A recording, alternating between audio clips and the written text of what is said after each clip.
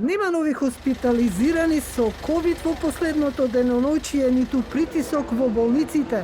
Се лекуваат само 58 заболени, потврдени се 19 позитивни на вирусот.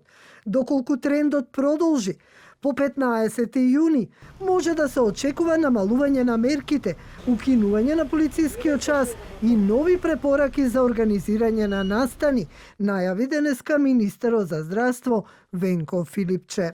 Следниот состанок на Комисијата за заразни болести ќе биде пред 15 јуни, а дотогаш ќе работиме со организаторите на разни настани, концерти, тоа што се планира да се организира во текот на летните месеци, за да се донесат соодветните протоколи. Што значи дека доколку продолжат овие бројки, овие трендови, после 15 јуни може да се очекува дополнителни олеснување на рестриктивните мерки. Тука мислам на две работи. Прво, полицискиот час и второ, овие препораки за организација на другите настани. Утрово стигнала информација од производителот Синовак дека во следните 7 дена ќе стигне пратката со 500.000 вакцини. Овие вакцини требаше да бидат веќе тука, со што се создаде и недостиг во последните неколку дена.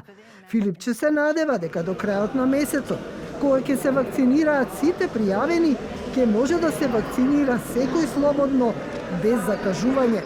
Уште една добра информација дека тоа што е одделено као количина за нашата земја се наоѓа во претходно пакувани шприцеви, онака како што беше првата количина на вакцината на Синофарм. Тоа го олеснува начинот на давање.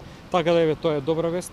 Оставам резерва, еве гледаме со што се соочуваме, меѓутоа верувам дека еве ова ќе се оствари тоа што го најавија представниците на компанијата. Во следните 7 дена стигнат 500.000 вакцини во нашата земја. Непристигнувањето на руските вакцини на Спутник, кои требаше да стигнат до крајот на мај, министерот не го поврзува со политика и протерувањето на рускиот дипломат од земјава. Вели дека е во секојдневна комуникација со амбасадорот, но датум се уште нема.